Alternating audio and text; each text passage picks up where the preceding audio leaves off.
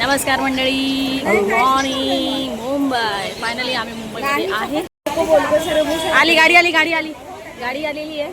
आपण भेटू थोड्याच वेळात. आपण चाललो आहे, आपण नाही आम्ही सर्वे चाललेलो आहे. आम्ही सर्वे चाललो आहे विरारला. चला भेटूया. गाडी आली. Bye bye bye bye bye. लोकलमध्ये तर बसलो, बट इथं गर्दी एवढी होती भयंकर. सो नमस्कार मंडळी, फायनली आम्ही आता विरारच्या लोकलमध्ये पोचलो आहे. मी तसं तुम्हाला सांगितलंच होतं की आम्ही चाललो आहे जीवदानी मंदिरला आणि सगळे दिदी वगैरे आम्ही चाललो आहे.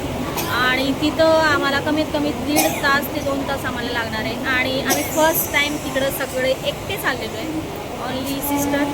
सो बघू आता किती टाईम लागतो आणि कसं आमचा प्रवास होणार आहे. आणि बाय मिस्टेक आमची ट्रेन ही चुकून गेलेली होती आणि आम्ही दुसऱ्या लोकलमध्ये बसून गेलो, जे की आम्हाला माहिती नव्हतं. सो आता आम्ही विरारमध्ये बसलो आहे, विरार लोकलमध्ये बसलो आहे आणि इथून आम्ही जाणार आहे डायरेक्ट जीवदानी मंदिरला. आणि म्हणजे तिथून आम्हाला टॅक्सी भेटणार आहे, ऑटो भेटणार आहे माहीत नाही.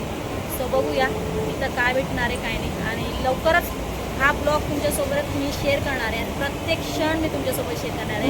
नक्कीच हा व्हिडिओ तुम्हाला बघायचा आहे, लाईक करायचं आहे, शेअर करायचं आहे, सबस्क्राईब करायचं. तर चला भेटूया विरारला. फायनली आम्ही पोचलो आहे जीवदानी मंदिर.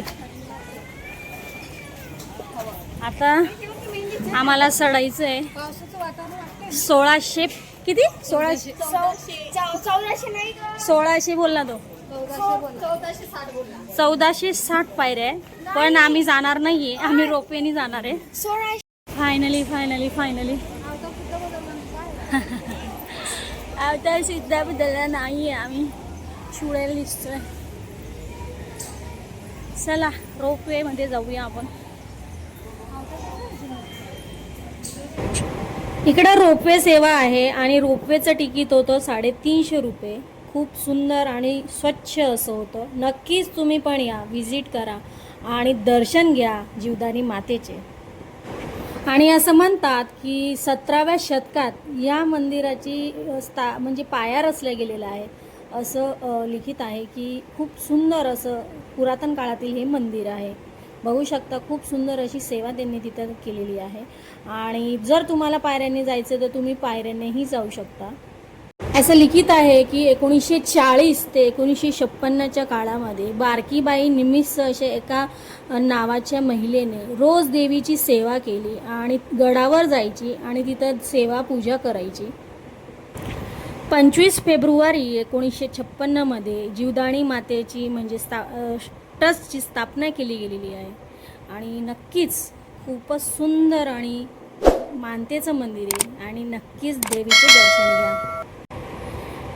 तिथं प्राणप्रतिष्ठा झाल्या म्हणजे असं म्हणतात की पहिले तिथं लाकडाची देवीची मूर्ती होती, जे की त्याच्यानंतर ती दगडात त्याचं रूपांतर केलं आणि त्याची प्राणप्रतिष्ठा केलेली आहे. खूप सुंदर भव्य आणि उंच असं हे मंदिर आहे. असं म्हणतात की एका गायीने प्राणत्याग करून जीवनदान देऊन केलेल्या रक्षणाच्या कथेमुळे या डोंगराला जीवदानी डोंगर असे नाव मिळाले आहे. आणि खूप उंच असं भव्य हे जीवदानी मातेचं मंदिर, पुरातन काळातील हे मंदिर आहे. नक्कीच तुम्ही या आणि दर्शन करा जीवदानी मातेचे. तर इथं महाप्रसाद सुद्धा मिळतो, जो की फक्त आणि फक्त 15 रुपयात आहे. नक्की सांगा हा ब्लॉग तुम्हाला कसा वाटला. लाईक शेअर सबस्क्राईब करा आणि व्हिडिओ पूर्ण बघा. चला भेटूया.